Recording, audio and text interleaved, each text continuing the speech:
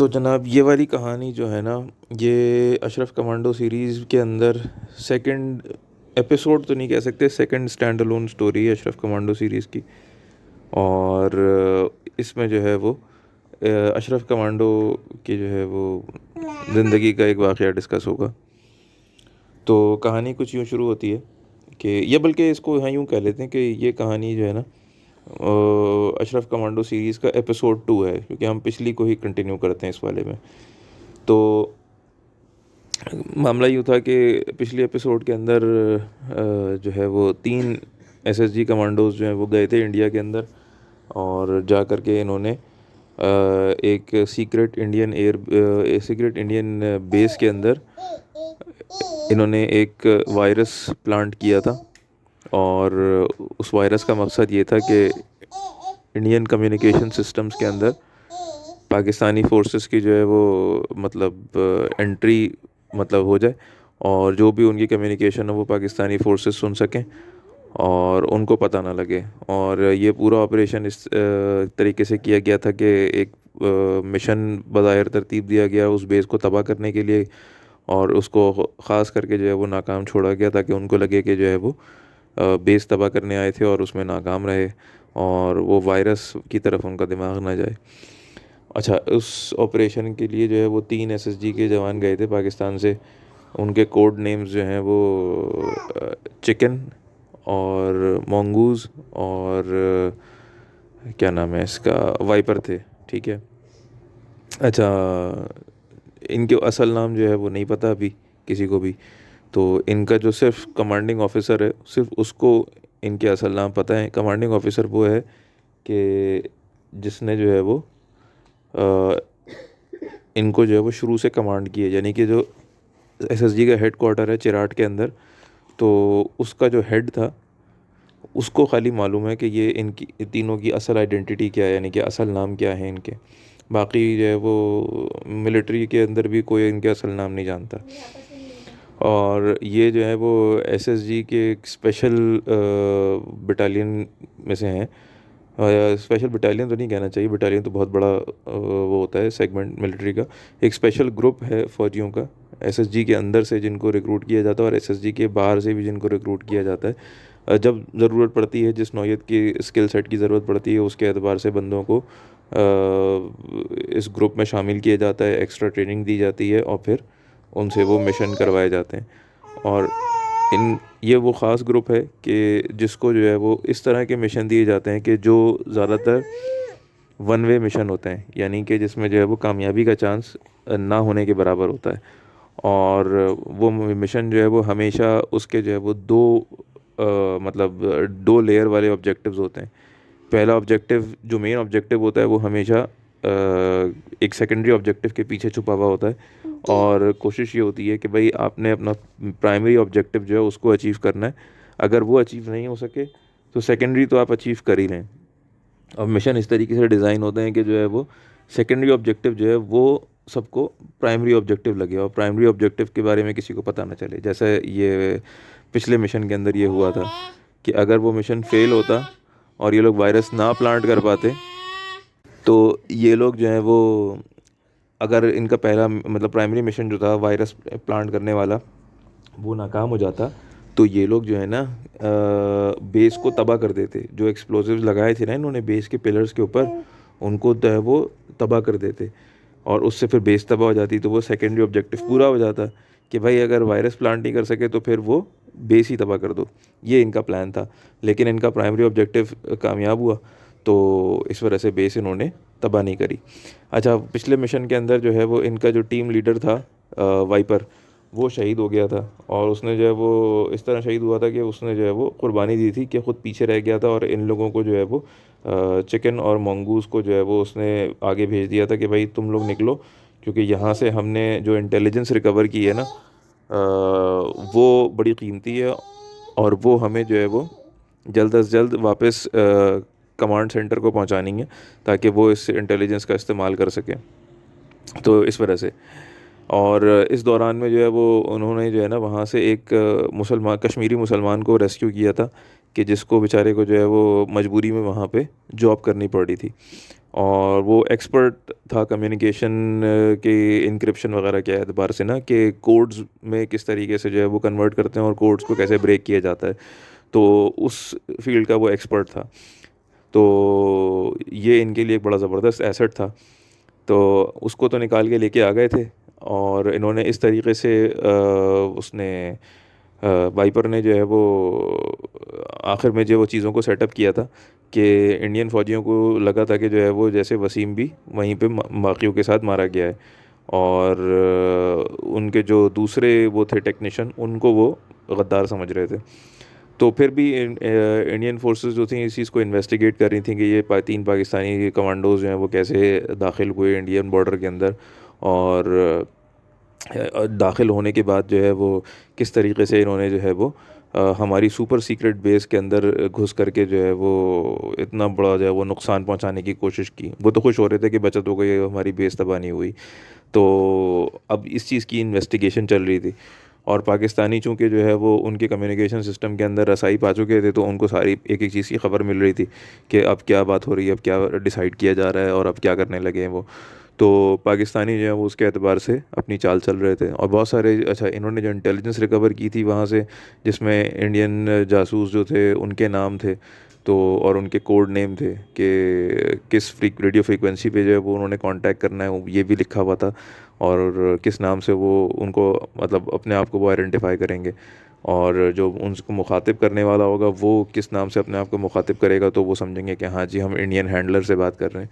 तो ये सारी चीज़ें इनके हाथ लग गई। तो उसकी मदद से इन्होंने सैकड़ों की तादाद में जो है वो इंडियन जासूस पाकिस्तान के अंदर पकड़े थे। और फिर उनको जो है वो ज़्यादातर जो है वो क्या नाम है डबल एजेंट बन गए थे कि फिर पाकिस्तान के लिए काम करने लग गए थे और इंडिया के ख़िलाफ़। और कुछ जो थे उनमें से वो मारे गए थे। और कुछ को जो है वो इन्होंने गिरफ़्तार करके जो है वो डिक्लेयर किया था कि जी हमने जो है वो ये देखें इंडियन जासूस पकड़ा है। तो बाकी ज़्यादातर जो इंडियन जासूस थे वो डिक्लेयर ही नहीं किए गए थे। तो खैर इंडिया में जो है वो बड़ी खलबली मची हुई थी और इन्वेस्टिगेशन ज़ोरों शोर से चल रही थी। तो इंडियन फोर्सेस ने जो है ना इन्वेस्टिगेशन के लिए जो अपना बंदा चूज़ किया था, उसका नाम था जो है वो क्या नाम है इसका, कुमार यादव नाम था उसका। तो कुमार यादव जो था वो पेशे के एतबार से जो है वो एक मिलिट्री डॉक्टर था।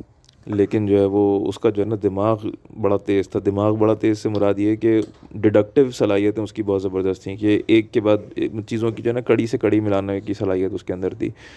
तो इस चीज़ की वजह से जो है वो इंडियन इंटेलिजेंस के जो लोग थे उनके जो है वो रडार पे वो आया था। और उन्होंने जो है वो फिर इसको वहाँ से जो है ना मतलब इंडिया मिलिट्री जो मेडिकल कोर होता है वहाँ से निकाल के इसको इंटेलिजेंस के अंदर भर्ती कर लिया था। इसका काम ही यही था कि इंडियन सॉइल के ऊपर कोई भी अगर मिस्टीरियस वाक़या हो या कोई भी जो है वो ऐसा वाक़या हो कि जिसका जो है मतलब जड़ तक पहुंचना हो, तो उसके लिए जो है ना इसको फिर तैनात किया जाता था वहाँ पे कि भाई जाओ जा कर के इस मामले को इन्वेस्टिगेट करो और जड़ तक पहुंचो। बहुत तेज़ आदमी था, बहुत शार्प आदमी था। और इसका जो है वो सक्सेस रेट भी बहुत ज़्यादा था। तो इसलिए जो है ना इसको सबसे पहले जो है वो इस काम पे लगाया गया कि भाई तुम ये आइडेंटिफाई करो कि कैसे जो है वो पाकिस्तानी एजेंट यहाँ से इस बेस में हमारी घुसे। और न सिर्फ घुसे बल्कि जो है वो बम प्लांट करके दो जो हैं वो भागने में भी कामयाब हो गए। तो अच्छा, दो नहीं, सॉरी, ये समझ रहे थे कि तीनों के तीनों भागने में कामयाब हो गए हैं, क्योंकि जो है वो जो बॉडीज़ इनको मिली थी वो टेक्नीशियंस की और उसकी क्या नाम है इसका, वाइपर की। तो वो इस कंडीशन में नहीं थी कि उनको जो है ना पहचान में लाया जा सके, क्योंकि वो इतने सारे उन्होंने डर के वाइपर इनको बार बार मतलब मार रहा था धोखे से। तो उन्होंने मजबूरन आखिर में ग्रेनेड फेंक फेंक करके इतने सारे बम फेंके थे कि जो है ना उन लाशों के चीथड़े हो गए थे। तो वो काबिल शनाख्त नहीं रही थी लाशें। तो इस वजह से वो समझ रहे थे कि जो है वो सारे तीनों कमांडोज जो आए थे वो तीनों कमांडोज फ़रार भी हो गए, क्योंकि बंदे जो हैं वो तीन ही बाहर निकले थे। तो इस वजह से तो कदमों के निशान वगैरह देखते हुए उन्होंने ये तय किया कि भाई ये तीनों वही कमांडोज भागे हैं। तो वो बड़ी सुबकी हुई थी पूरी दुनिया में इनकी ना, कि तीन कमांडोज आपके सीक्रेट बेस में दाखिल होकर के कार्रवाई करके फ़रार भी होकर निकल गए। और आप उनको जो है वो कुछ भी नहीं बिगाड़ सके।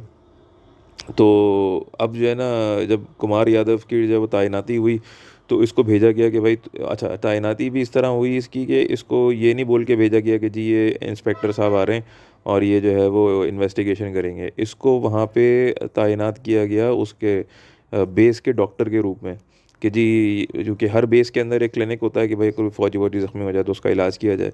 तो वहाँ पे जो डॉक्टर होता है उसको तौर पे जो है ना इसको उस बेस पे तैनात किया गया और इसको बोला गया कि भाई आप इन्वेस्टिगेट करें। तो उसने जाते के साथ ही सबसे पहले जो है वो जो फ़ौजी ज़ख्मी हुए थे, इंडियन फ़ौजी, उनको जो है वो ट्रीटमेंट के लिए बुलाया कि भाई आप आ जाएं, ज़रा अपने ज़ख्मों का मुआयना करवाएं, जो भी आपकी मरहम पट्टी की गई है मैं उसको नए सिरे से देखूंगा कि आपके ज़ख्म सही हो रहे हैं सही तरीके से नहीं। अच्छा, डॉक्टर भी बड़ा एक्सपर्ट लेवल का था ये। तो इसने सबके ज़ख्मों का मुआयना किया तो उसको अंदाज़ा हुआ कि जो ज़ख्मी फ़ौजी हैं ना, उनमें से ज़्यादातर जो हैं वो बमों के फ्रैगमेंट से ज़ख्मी हुए, यानी कि दस्ती बम जब फटता है ना, ग्रेनेड जो फटता है तो उसके छोटे बम के टुकड़े फैलते हैं, यानी कि उसका जो है वो होता है प्लास्टिक। आजकल के जो नए ग्रेनेड आ रहे हैं उनका तो प्लास्टिक का शेल होता है और उसके शेल के अंदर जो है वो छोटी छोटी स्टील बॉल्स होती हैं और उन स्टील बॉल्स के झुरमट में जो है वो बारूद होता है। तो वो जब फटता है तो फिर वो स्टील बॉल्स चारों तरफ फैलती हैं।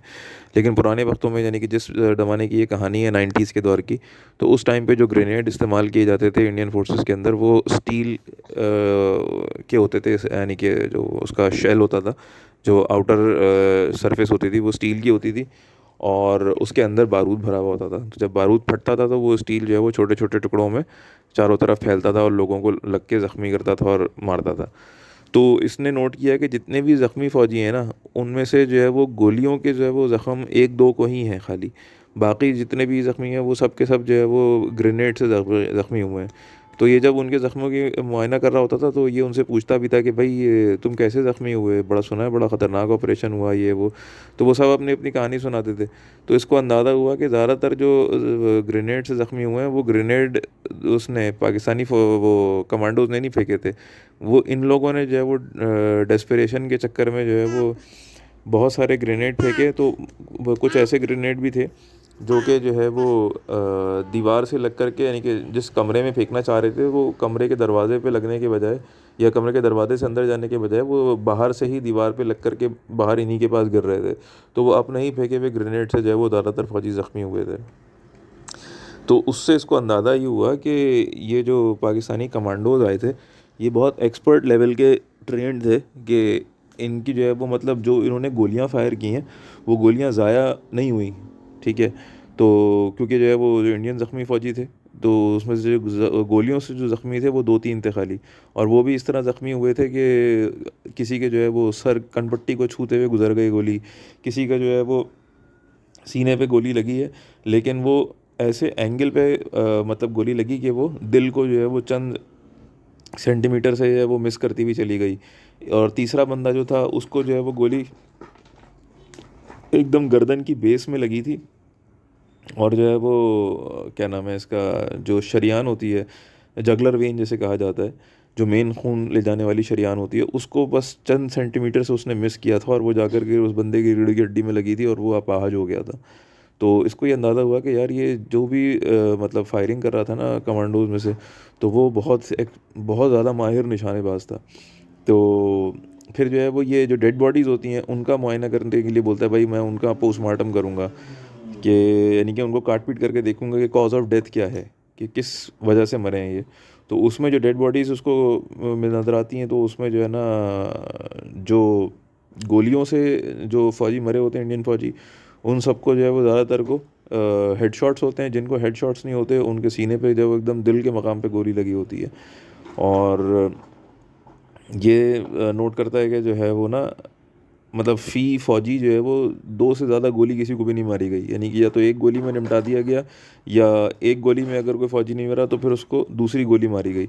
तो ये वो कहता है यार, मतलब अपनी रिपोर्ट में जब ये मुरतब कर रहा होता है तो उसमें ये लिखता है कि भाई बहुत एक्सेप्शनल लेवल की ट्रेनिंग वाले लोग थे ये, जो कोई भी थे, और ये बहुत ख़तरनाक हैं और हमारी जो है वो मतलब हमें हमारे लिए ये लाजिम है कि हम मज़ीद इसके ऊपर इन्वेस्टिगेशन करें कि ये कौन सा यूनिट फ़ौजियों को पाकिस्तान ने ट्रेन किया है जो इस हद तक महारत रखते हैं अपने काम के अंदर क्योंकि हम अगर उनको जो है वो ढूंढ करके और उनको ख़त्म नहीं करेंगे तो फिर आगे भी वो हमें इस तरीके से और इससे ज़्यादा नुकसान पहुंचाएंगे।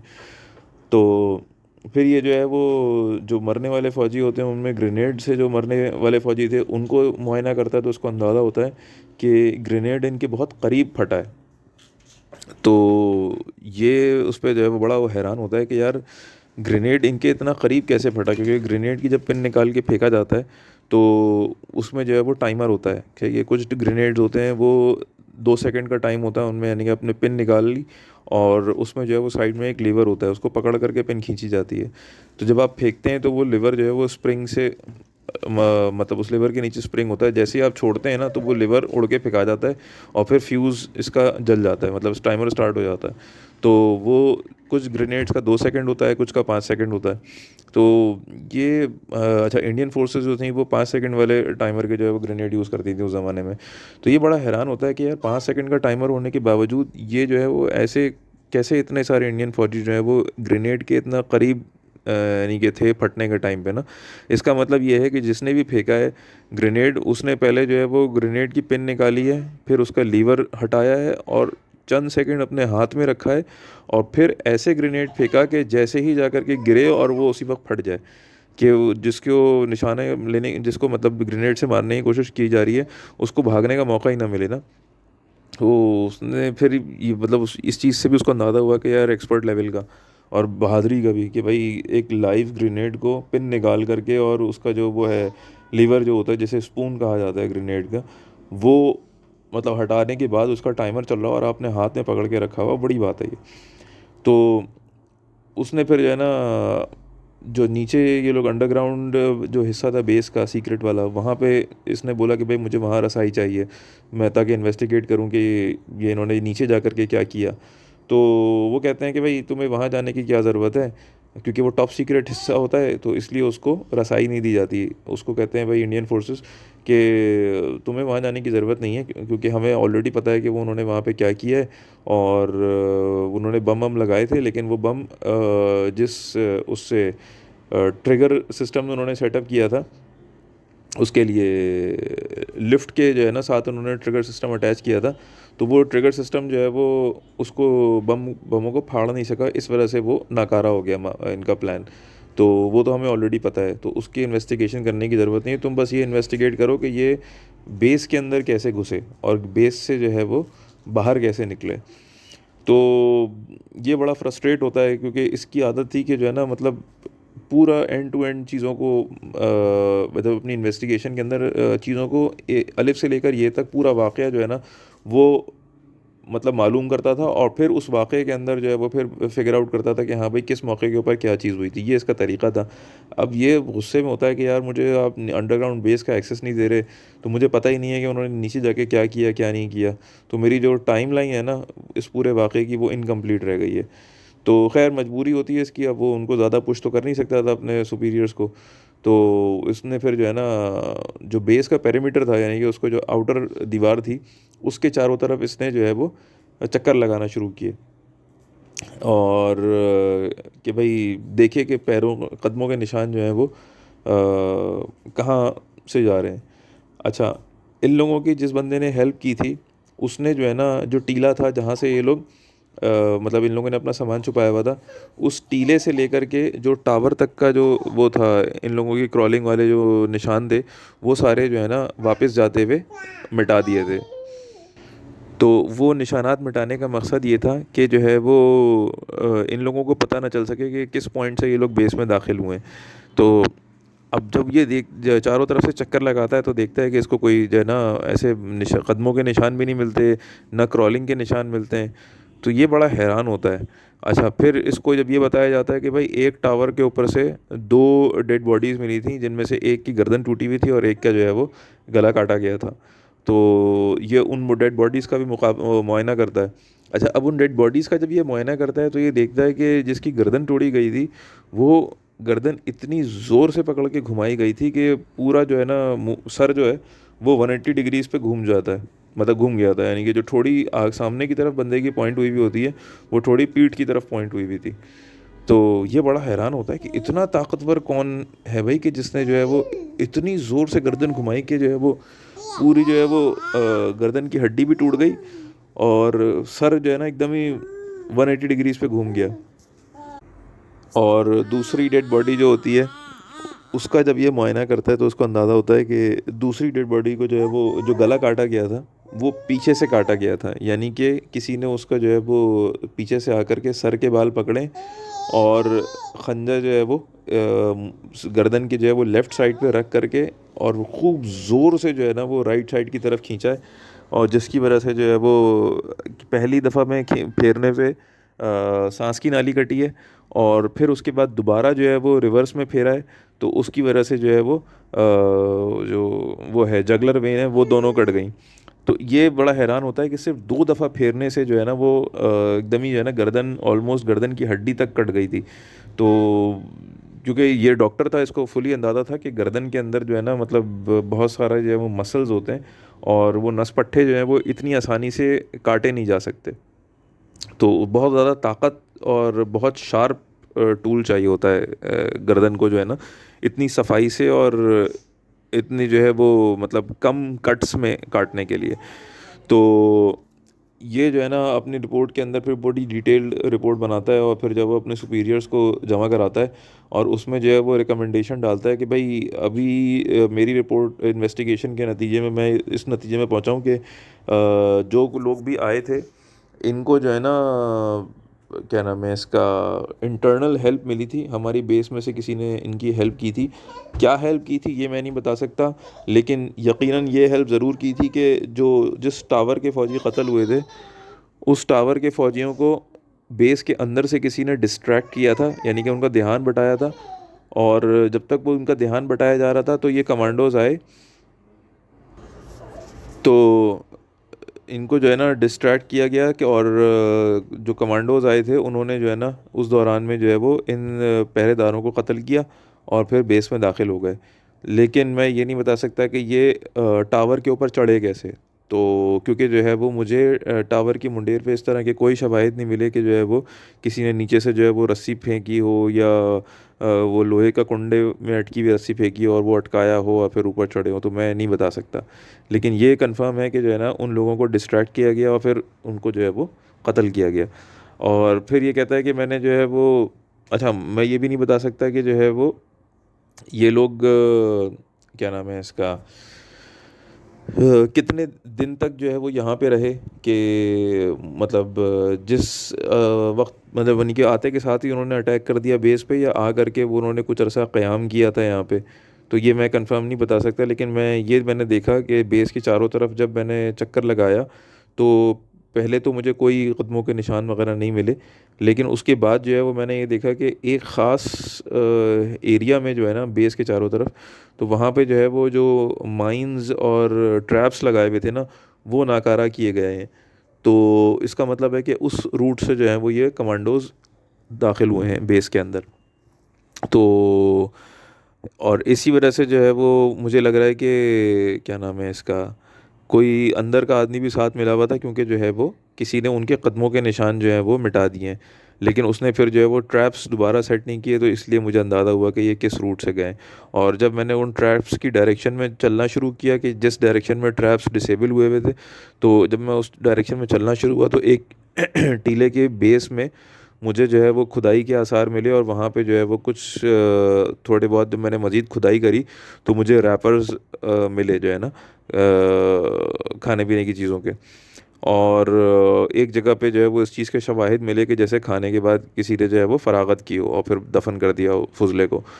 तो ये जो है वो क्लासिक तरीक़ा है कमांडोज़ का कि वो जब भी जो है वो कहीं पे क़याम करते हैं तो वो जो है ना अपने शवाहिद मिटाते हैं अपनी मौजूदगी के, उसको ना जो भी खाने पीने की चीज़ें बाकी बच जाती हैं रैपर वगैरह बच जाते हैं उनको दफन करके, और अगर वो कहीं पे फारिग वगैरह होते हैं तो उसको भी जो है वो दफन करते हैं, तो खड्डा खोद के फारिग होते हैं और फिर उसको दफन कर देते हैं ताकि किसी को पता ना लगे कि भाई यहाँ पे ये लोग थे।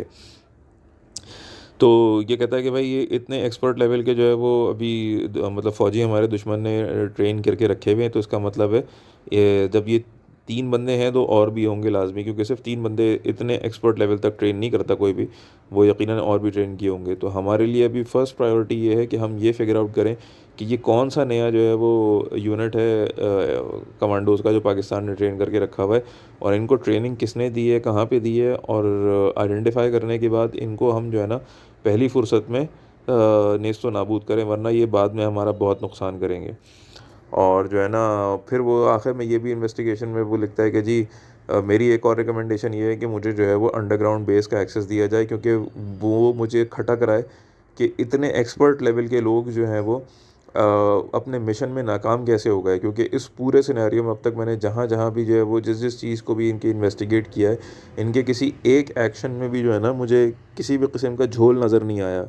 तो ये मुझे बड़ी हैरत हो रही है इस चीज़ के ऊपर कि ऐसा कैसे हो सकता है कि ये बम इन्होंने इतने मतलब कम एफिशिएंट तरीके से लगाए, या इतने जो है वो गैर माहिराना तरीके से लगाए कि वो बम जो है वो फट नहीं सके। तो मुझे ये चीज़ हज़म नहीं हो रही, तो काइंडली मुझे एक्सेस ग्रांट किया जाए अंडरग्राउंड बेस का ना, ताकि मैं मज़ीद इन्वेस्टिगेशन कर सकूँ। तो इसके जो सुपीरियर्स होते हैं वो इसको बुलाते हैं, जब मतलब इसकी रिपोर्ट जब जमा कराता है तो उसके 1-2 दिन के बाद इसके सुपीरियर ऑफिसर जो होता है वो बुलाता है इसको, कहता है तुमने बड़ा ज़बरदस्त काम किया और तुमने बहुत ज़बरदस्त इन्वेस्टिगेशन की है, और तुम्हारी रिपोर्ट जो है वो हाईएस्ट मिलिट्री के सर्कल्स तक गई, यानी कि जनरल्स और जो मुल्क का प्रेसिडेंट है उस तक गई है। तो और सब ने जो है ना बैठ करके इस पे सोच विचार किया, और हमने जो है ना फ़ैसला किया है कि अब हम जो है इस पाकिस्तानी कमांडोज़ के यूनिट को जो है ना ट्रैक करने के लिए, और मतलब ढूंढ के जो है वो तबाह करने के लिए एक अपना यूनिट बनाएंगे, और तुम जो है ना उस यूनिट का पार्ट होगे। और तुम्हारा काम ये होगा कि तुम जो है वो पाकिस्तानी मिलिट्री के जितने भी यूनिट्स हैं उनके हवाले से जो है वो हम जितनी भी इंफॉर्मेशन इकट्ठी कर सकते हैं वो तुम्हारे पास लाके तुम्हारे जमा कराएंगे, और तुम उसकी बेसिस पे एनालिसिस करके बताओगे कि ये यूनिट कहाँ पे मतलब स्टेशन हो सकता है, यानी कि इसका हेडक्वार्टर कहाँ पे हो सकता है, किस नौइयत की ट्रेनिंग इसको दी गई होगी। तो मतलब ये फिगर आउट करो कि ये कौन लोग हैं और कहाँ पे ये मौजूद हैं, ताकि हम इनको तबाह करने की कोशिश कर सकें। तो ये जो है ना थोड़ा सा वो होता है खौफज़दा ना, कि यार इसको दिमाग में ख्याल आता है कि इतने एक्सपर्ट लेवल के लोग हैं, अगर इनको भनक मिल गई कि इंडियन फोर्सेस ने जो है वो इनके ख़िलाफ़ एक्शन लेने के लिए जो है वो एक यूनिट बनाया है, तो ये तो नहीं छोड़ेंगे हम लोगों को ना। तो ये पहले कोशिश करता है कि जो है वो इस असाइनमेंट से बाहर निकल जाए, ये माज़र करता है कि नहीं मैं जो है वो इस काबिल नहीं हूँ कि मैं इस तरह के यूनिट का पार्ट हो सकूँ, मैं तो जो है वो मतलब कॉम्बैट ट्रेंड भी नहीं हूँ, यानी कि मुझे जो है वो जंग लड़ने की तरबियत भी नहीं दी गई, मैं तो आर्मी का डॉक्टर हूँ, इलाज मुआवजा करता हूँ और थोड़ा बहुत इन्वेस्टिगेशन कर लेता हूँ। तो मेरे बस का थोड़ी है कि मतलब दुश्मन को ढूंढ निकालना और उसको तबाह करने का सोचना। तो उस पे जो है वो जो जनरल जिसने इसको मतलब बुला करके इसको ब्रीफिंग दे रहा था, तो वो जनरल इसको कहता है कि भाई देखो तुम्हारे पास चॉइस नहीं है, हमने ये फ़ैसला किया है कि तुम बेहतरीन आदमी हो जो कि इनके जो है वो सुराग निकाल सकता है, तो इसलिए हम तुमको जो है वो इस चीज़ के लिए सेलेक्ट कर रहे हैं। तो ये कहता है अच्छा अगर ऐसा है तो फिर मेरी 3 डिमांड्स हैं। कहते हैं क्या? कहते हैं मेरी पहली डिमांड ये है कि मेरी फैमिली जो है ना उसको आप इंडिया में नहीं रखेंगे, मेरी फैमिली को आप इंडिया से बाहर किसी भी जो है वो यूरोपीय मुल्क के अंदर डिप्लोमेटिक कवर के साथ आप पहुंचाएंगे, और वहाँ पे डिप्लोमेटिक प्रोटेक्शन के साथ आप रखेंगे। तो वो कहते हैं ऐसा क्यों? कहता है कि बस ये मेरी डिमांड है, मैं इसकी कोई रीज़निंग नहीं बताऊंगा लेकिन ये मेरी डिमांड है। तो वो जनरल जो है वो उसको गुस्सा तो बहुत आता है कि ये कैसी अजीब सी डिमांड रख रहे हो तुम, लेकिन वो कहता है कि अच्छा मैं अभी फ़ौरी तौर पे एक्सेप्ट नहीं कर सकता, ये मैं अपने हायर अप्स को बताऊंगा और फिर उनसे मशवरा करके फिर तुम्हें बताऊंगा। कहता है दूसरी डिमांड बताओ? कहता है दूसरी डिमांड ये है कि आप मुझे जो है वो एक्सेस ग्रांट करें अंडरग्राउंड बेस का। तो उस पे वो जनरल गुस्से में आ जाता है कि भाई तुम बार बार क्यों अंडरग्राउंड बेस के पीछे पड़े हुए हो, हम तुमको नहीं एक्सेस ग्रांट करना चाह रहे, तुम्हारे जो है वो सिक्योरिटी क्लियरेंस से ये चीज़ ऊपर की है। अच्छा सिक्योरिटी क्लियरेंस का कॉन्सेप्ट ये होता है कि हर ऑर्गेनाइजेशन में चाहे वो फ़ौज हो चाहे वो कोई सिविलियन इदारा हो, तो हर ऑर्गेनाइजेशन के अंदर लेवल्स होते हैं लोगों के ना। मिसाल के तौर पे अगर के इलेक्ट्रिक की मिसाल ले ली जाए, तो के इलेक्ट्रिक एक बिजली प्रोवाइड करने वाली कंपनी है जो कि लोगों को बिजली प्रोवाइड करती है, और उसमें जो है वो टॉप लेवल के लोग जो हैं वो सीईओ है, फिर उसके बाद डायरेक्टर्स होंगे, फिर उसके बाद जनरल मैनेजर्स होंगे, फिर जनरल मैनेजर्स के नीचे मैनेजर्स होंगे, मैनेजर्स के नीचे जो है वो फिर क्या नाम है वो होंगे जो नॉर्मल वर्कर्स होते हैं, ऑफिस वर्कर्स, और फिर सेल्स टीम और इस तरह के लोग होंगे। तो हर लेवल के जो लोग होते हैं ना, उनके पास एक क्लियरेंस लेवल होता है, यानी कि वो एक ख़ास हद तक डॉक्यूमेंट्स को देख सकते हैं। मिसाल के तौर पे के इलेक्ट्रिक का जो लाइन मैन है, यानी कि वो बंदा जिसका काम जो अगर कोई तार टूट जाए उस तार की जो है वो रिपेयरिंग का जिसके काम है, तो उसके पास इस चीज़ की सिक्योरिटी क्लियरेंस नहीं होगी कि वो किसी भी इलाके के लोगों के बिल पेइंग का रिकॉर्ड देख सके। ठीक है ना? ये उसके पास राइट्स नहीं होंगे अपनी ऑर्गेनाइजेशन के अंदर। तो उसको अगर ये इन्फॉर्मेशन चाहिए होगी, तो वो ये इन्फॉर्मेशन अपने मैनेजर से रिक्वेस्ट करेगा, जो कि अपने मैनेजर से रिक्वेस्ट करेगा, और फिर वो रिक्वेस्ट फाइनेंस की तरफ जाएगी, और वो फिर डिसाइड करेंगे कि हाँ जी, ये इन्फॉर्मेशन हमें इनको देनी भी है कि नहीं देनी, कि इनका इससे काम बनता है कि नहीं बनता। तो ये जो है वो एक्सेस लेवल का मामला होता है। बिल्कुल इसी तरीके से फ़ाइनेंस का अगर कोई आदमी है, या फाइनेंस डिपार्टमेंट के अंदर अगर कोई क्लर्क है, तो उसके पास इस इंफॉर्मेशन का एक्सेस बिल्कुल भी नहीं होगा कि क्या नाम है इसका, फ़लाँ किसी भी इलाके के अंदर जो लाइनमैन हैं या कोई भी वर्कर्स हैं, उनके पास जो है वो अभी कितना फिट तार है। अगर उसको ये इन्फॉर्मेशन चाहिए, वो अपने मैनेजर से रिक्वेस्ट करेगा, और फिर जो कि आगे ये रिक्वेस्ट प्रोसेस करवाएगा। तो ये मतलब है, डिप कंपार्टमेंटलाइज चीज़ें हुई भी होती हैं। लेकिन जैसे जैसे आप ऑर्गेनाइजेशन में ऊपर चले जाते जाएंगे, वैसे वैसे आपकी सिक्योरिटी क्लियरेंस का लेवल बढ़ता चला जाएगा। यानी कि अगर उसको देखें, जनरल मैनेजर लेवल के बंदे को देखें, तो वो जो है वो अपने नीचे वालों से वो तमाम चीज़ें पूछ सकता है कि जो कि उनके दायरा कार में आती हैं। और इसी तरीके से सीईओ जो है, जो टॉप एकदम टॉप पे बैठा हुआ है, वो जो इन्फॉर्मेशन चाहे, जब चाहे, जिससे चाहे मांग सकता है। तो इससे सिमिलर तरीके से जो है वो मिलिट्री के अंदर सिक्योरिटी क्लियरेंस का मामला होता है। मिसाल के तौर पे जब क्योंकि मिलिट्री के अंदर बहुत सारी चीज़ें हो रही होती हैं, और कुछ चीज़ें ऐसी होती हैं जो कि टॉप सीक्रेट भी होती हैं, तो उसमें जो है वो मतलब राज रखना बहुत ज़रूरी होता है। तो उस इंफॉर्मेशन को जो है वो सिर्फ उन लोगों तक जो है वो रसाई दी जाती है कि जिन लोगों को उस इंफॉर्मेशन को जानना ज़रूरी होता है। इसको कहते हैं नीड टू नो बेसिस, कि आपको जानने की ज़रूरत थी, इसलिए आपको बता दिया गया। तो उसको यही जवाब दिया जाता है कि जी, आपकी सिक्योरिटी क्लियरेंस इस लेवल की नहीं है कि आपको उस बेस का एक्सेस दिया जाए, यानी कि उस बेस के अंदर जो भी चीज़ें हैं, आपको वो चीज़ें जानने की ज़रूरत नहीं है, लिहाजा हम आपको उस बेस का एक्सेस नहीं दे सकते, वहाँ पे जाने की इजाज़त नहीं देंगे। तो वो जो है ना बड़ा गुस्सा करता है, इसका जो वो होता है जनरल जो है ना, बड़ा डांटता है कि भाई तुम्हारी सिक्योरिटी क्लियरेंस नहीं है, हम 2 दफ़ा तुमको मना कर चुके हैं, तुम फिर ये रिक्वेस्ट लेके आ गए।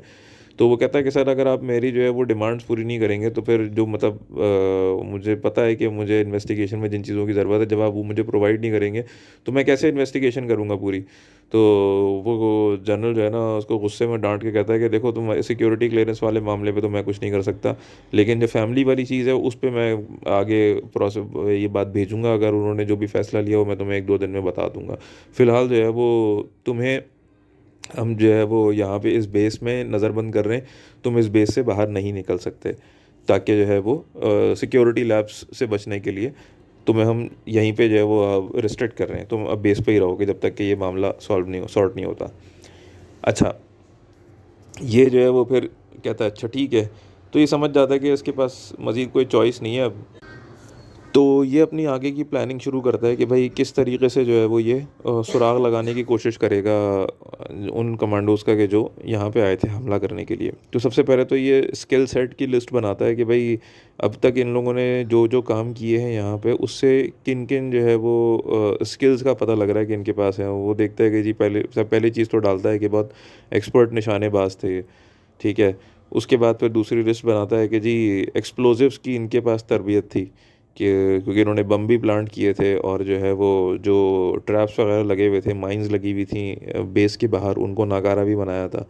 फिर तीसरी ये आइटम ऐड करता है लिस्ट के अंदर कि जी, ये फिज़िकली बहुत ज़बरदस्त फिट थे ये, क्योंकि इन्होंने बहुत लंबा सफ़र जो है वो पैदल और बहुत कम टाइम में तय किया था। और जो बेस पे जो सीसीटीवी फुटेज इनकी बनी थी, उसके एतबार से भी इसको अंदाज़ा हो रहा था कि ये बड़े फिट लोग हैं और ताकतवर तो हैं।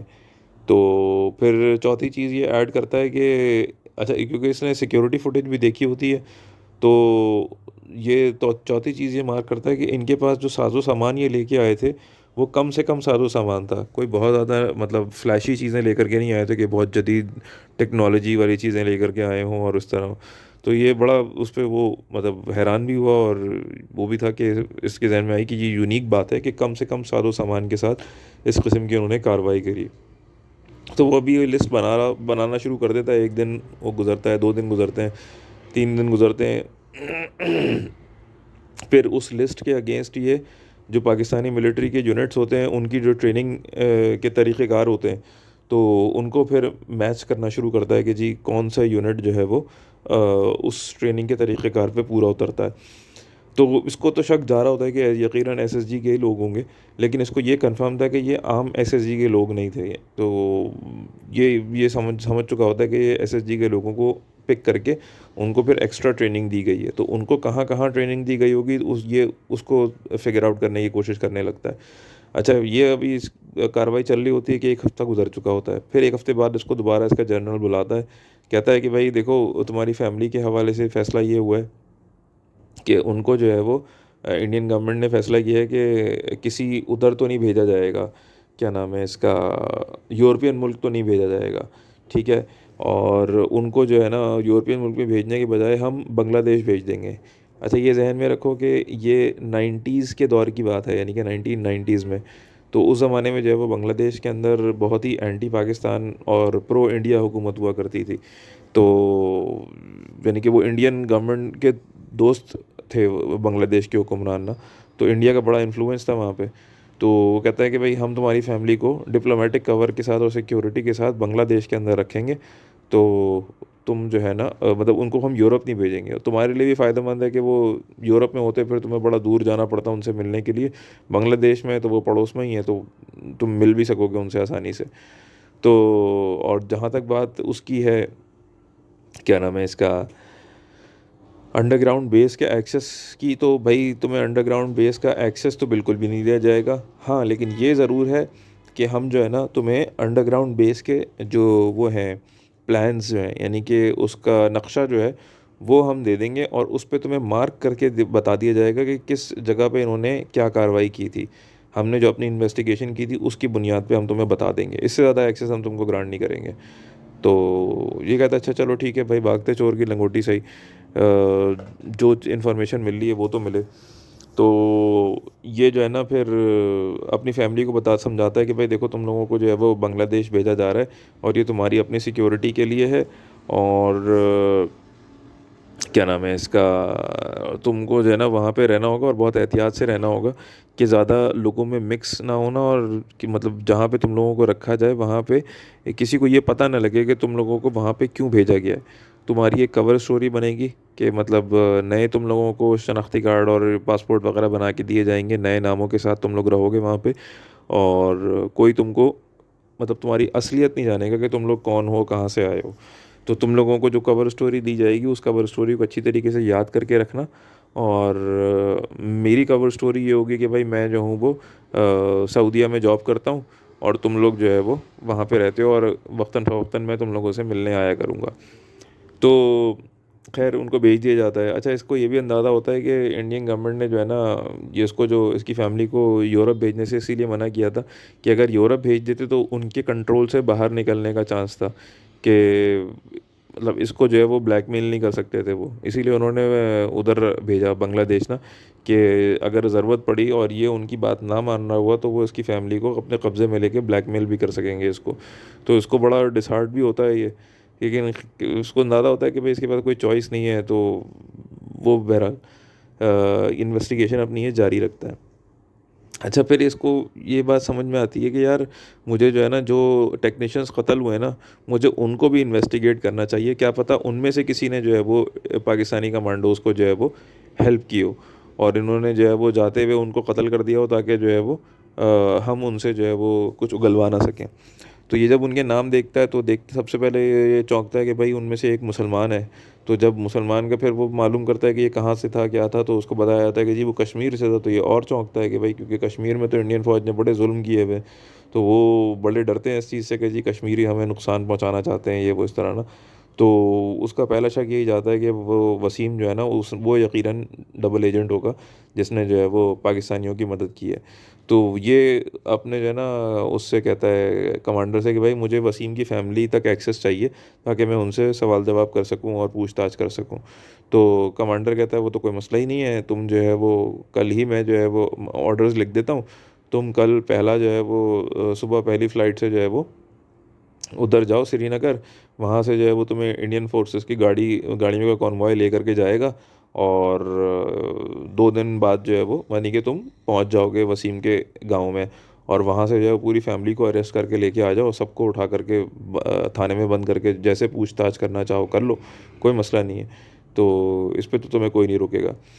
तो ये कहता है ठीक है। फिर वो ऑर्डर्स जारी कर देता है इसका जनरल। अच्छा, जब वो ऑर्डर्स जारी करता है और जहाज़ पे इसके लिए सीट बुक की जाती है और जो है वो श्रीनगर में जो बेस कमांडर होता है उसको ऑर्डर किया जाता है कि जी ये अपना कि ये इन्वेस्टिगेटर आने वाला है और इसको जो है वो वसीम नाम का बंदा है, फ़लाँ गांव में रहता है और उसकी फ़ैमिली तक जो है वो एक्सेस ग्रांट करना है। आप जो है वो पहली फुर्सत में जो है वो एक टीम भेजें और जा कर के वसीम की फ़ैमिली को गिरफ़्तार करके थाने में बंद कर दें। ये 2 दिन में पहुंचेगा और ये फिर उसको इन्वेस्टिगेट करेगा। तो अच्छा, जब ये ऑर्डर्स जारी किए जाते हैं रेडियो के ऊपर तो पाकिस्तानी फ़ोर्सेस को पता लग जाता है। अच्छा, पाकिस्तानी फ़ोर्सेस जो हैं वो अपना प्लान बना चुकी होती हैं वसीम की फ़ैमिली को रेस्क्यू करने का। तो क्योंकि वसीम से ये बात हुई थी तय, तो अच्छा रेस्क्यू करने के लिए जो है वो वही टीम जाती है जो वसीम को रेस्क्यू करके लाए थे, यानी कि चिकन, मंगूज़ और वसीम। तो क्योंकि वसीम का जाना इसलिए ज़रूरी था कि उसकी फ़ैमिली जो है वो उसको ताकि इत्मीनान हो कि हाँ भाई हमें अगवा नहीं किया जा रहा या इंडियन फ़ौजी हमें बेवकूफ़ नहीं बना रहे, तो ट्रैप करने के लिए। तो ये तीनों जो हैं वो पहले ही जो है वो उधर पहुंच चुके थे, आज़ाद कश्मीर जो है पाकिस्तान के पास जो कंट्रोल जिसका है, तो वहाँ पहुंच चुके थे और वो खुफिया तरीके से बॉर्डर क्रॉस करने वाले थे। तो फिर इनको जो है ना हाई कमांड की तरफ से जो है वो रब्ता करके बताया जाता है कि जी, यानी कि जिस रात इन्होंने बॉर्डर क्रॉस करना होता है उसी रात इनको रब्ता करके बताया जाता है कि तुम लोगों के पास सिर्फ 2 दिन है वसीम की फ़ैमिली को रेस्क्यू करने के लिए। अगर नहीं करो 2 दिन में रेस्क्यू नहीं कर सके तो जो है वो वसीम की फ़ैमिली को अरेस्ट कर लिया जाएगा। अच्छा, 2 दिन का टाइम इनके पास इसलिए होता है क्योंकि वसीम जो है ना कश्मीर के इंडिया ने जो कश्मीर पर कब्ज़ा किया हुआ है उस कश्मीर में एक बहुत दूर दराज इलाके के जो है ना एक पहाड़ी गांव के अंदर उसका घर था। तो वहाँ तक पहुँचने के लिए जो है ना वो 2 दिन चाहिए थे। हेलीकॉप्टर से इंडियन फोर्सेस इसलिए नहीं जा सकती थी क्योंकि उस वो गांव इस तरह था कि वो चारों तरफ से जो है ना ऊंचे ऊंचे पहाड़ों में घिरा हुआ था।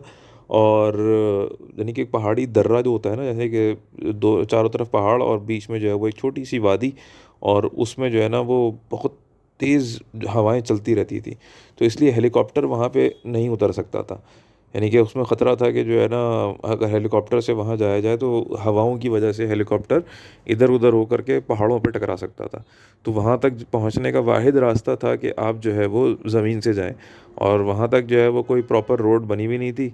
तो सिर्फ जो है वो या तो पैदल चल के जाया जा सकता था या घोड़े पे जाया जा सकता था।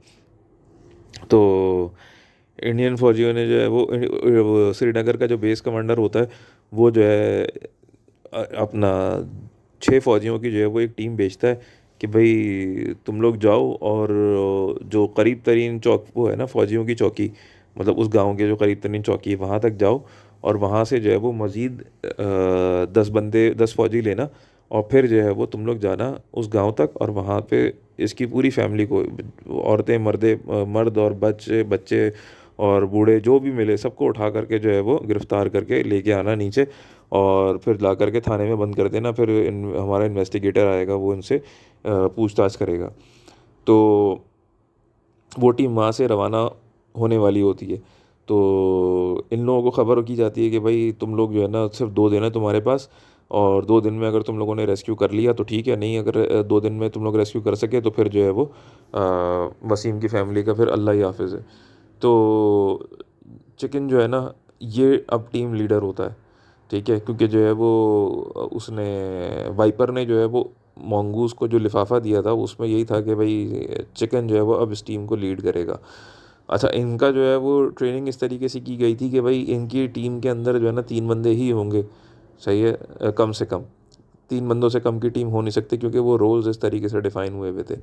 तो अब जो है वो इतने शॉर्ट नोटिस पे जो है वो तीसरा नया बंदा जो है वो टीम के अंदर कैसे शामिल करें, तो वो करन की मतलब शामिल किया जा नहीं सकता था। तो ये लोग जो है वो वसीम को बोलते हैं कि भाई तुम्हें हम कुछ चीज़ें सिखाएंगे फौरी तौर पे, और कोशिश करेंगे कि तुमसे कम से कम तुमको जो है वो रोल्स दिए जाएं, लेकिन जो जो तुमको जैसे जैसे सिखाया जाए उसको तुम जो है ना जल्द से जल्द सीख करके एकदम हिफ्स कर लेना, ताकि जो है वो तुम टीम का जो है वो एक प्रोडक्टिव पार्ट बन सको। तो वसीम कहता है ठीक है। तो ये वसीम की ज़िम्मेदारी लगाते हैं कि भाई देखो एक्सप्लोजिव्स जो है ना वो तुमने कैरी करने हैं, और एक्सप्लोजिव प्लांट करने की ज़िम्मेदारी भी तुम्हारी होगी। और उसको बहुत ही सिंपल वर्जन्स जो हैं वो एक्सप्लोजिव्स के वो दिए जाते हैं, टाइमर वाले, ठीक है। अब की बार ये लोग कोई बहुत वो जैसे कहना चाहिए ना हाई टेक टाइमर वाले एक्सप्लोजिव लेके नहीं जा रहे थे। सिंपल जो है वो जो घड़ी वाले टाइमर वाले जो एक्सप्लोजिव होते हैं वो लेके जा रहे थे, क्योंकि इनका ये था कि हमें जो है ना पकड़े नहीं जाना, और ऐसा कोई सबूत नहीं छोड़ना कि पाकिस्तानी मिलिट्री जो है वो इंडियन ऑक्यूपाइड कश्मीर के अंदर जो है वो घूम रही है। क्योंकि अगर पकड़े जाते खुदा न खास्ता, या इनका कोई ऐसा सामान वहाँ पे डिस्कवर हो जाता, तो इंडिया जो है वो आलमी उस पे लेवल पे जो है वो बड़ा फिर शोर मचाता कि देखो पाकिस्तान जो है वो हमारे एरिया में घुसा हुआ है, इस तरह ना। तो इस वजह से, और इन तीनों को जो है वो ये बात बता दी गई थी कि भाई अगर आप पकड़े गए खुदा न खास्ता, तो फिर जो है वो अव्वल तो आप कोशिश करें कि आप ज़िंदा ना पकड़े जाएं, क्योंकि ज़िंदा पकड़े गए तो फिर वो आपके ऊपर ऐसा टॉर्चर करेंगे कि आपको जो है ना मतलब उगलवा ही लेंगे, ठीक है ना। और दूसरी सूरत ये है कि भाई मतलब ज़िंदा अगर पकड़े गए तो हम आपको डिसोन कर देंगे, हम क्लेम मतलब वो इंडियन बोलेंगे कि अगर भाई ये पाकिस्तानी फ़ौजी आए हैं, हम मानेंगे नहीं कि हमारे फ़ौजी हैं। तो ये जहन में रखना। तो बेहतर है कि अगर कॉर्नर हो जाओ, यानी कि मतलब उनको पता लग जाए कि आप लोग घुसे में वहाँ पे, तो लड़ते लड़ते शहीद हो जाओ। तो खैर ये बात नो को पता बताई जा चुकी, तो उनको पता भी था। तो खैर ये लोग जो है ना फिर जब जिस दिन इनको ख़बर मिलती है कि भाई 2 दिन है, तो फिर ये अपना टाइमर स्टार्ट कर लेते हैं मिशन का, और चिकन जो है वो फिर इनको लेके चलता है। अच्छा, इन्होंने जो है ना तय किया था कि पाकिस्तान में जो वो लगता है इलाका, क्या नाम है इसका, ताऊबट का इलाका, वहाँ से जो है ना ये पैदल चलना शुरू करेंगे, और ताऊबट तक जो है वो ये उसके टूरिस्ट के भेस में जाएंगे, यानी कि टूरिस्ट बन के जाएंगे कि जैसे वहाँ पे विज़िट करने के लिए जा रहे हैं।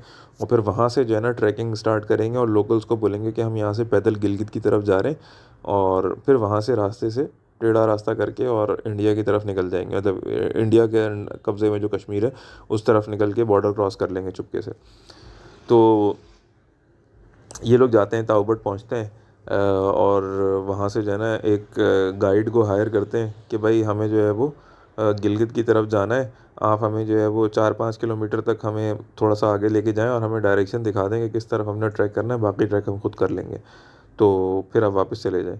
तो ये गाइड इनको लेके थोड़ा आगे तक जाता है। इन्होंने जो है ना 2 खच्चर लिए हुए होते हैं, और ख़रीद लिए होते हैं, और जो है ना जा रहे होते हैं उसके ऊपर अपना सामान लाद के, असलहा वगैरह इनके पास जितना भी था वो इन्होंने उसको डिसअसेंबल करके अपने सामान में छुपाया हुआ होता है, ताकि किसी को पता ना चले कि भाई ये फ़ौजी हैं।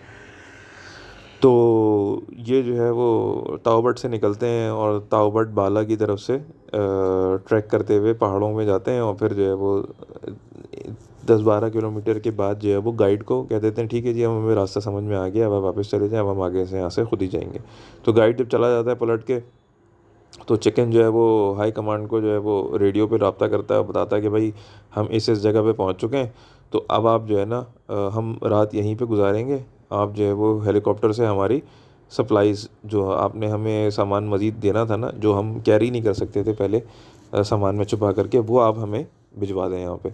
तो क्या नाम है इसका, रात के टाइम पे तय होता है कि जी 1:45 जो है वो हेलीकॉप्टर आएगा, और ये लोग जो है वो फ्लेयर ऑन करेंगे। फ्लेयर वो होता है कि समझ लो मोमबत्ती की तरह का होता है, कि उसमें जो है वो डोरी खींची जाती है ज़ोर से और वो बहुत ब्राइट रेड कलर का जलता है।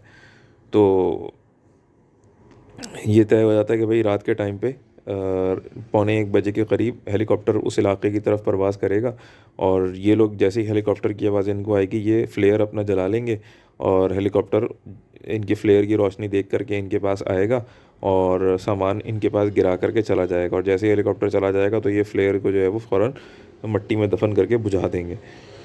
तो ये लोग जो है वो कैंप करते हैं, रात का इंतज़ार करते हैं। जब रात होती है तो ये लोग जो है वो रेडियो कर देते हैं कि जी हमारे एंड से सारी चीज़ें रेडी हैं, आप हेलीकॉप्टर भेज दें। तो थोड़ी देर में इनको जो है वो हेलीकॉप्टर की आवाज़ आती है और ना जैसे हेलीकॉप्टर की आवाज़ आती है तो मंगूस जो है वो अपना फ्लेयर निकालता है और अपने फ्लेयर की डोरी खींचता है और वो फ्लेयर जलने लगता है।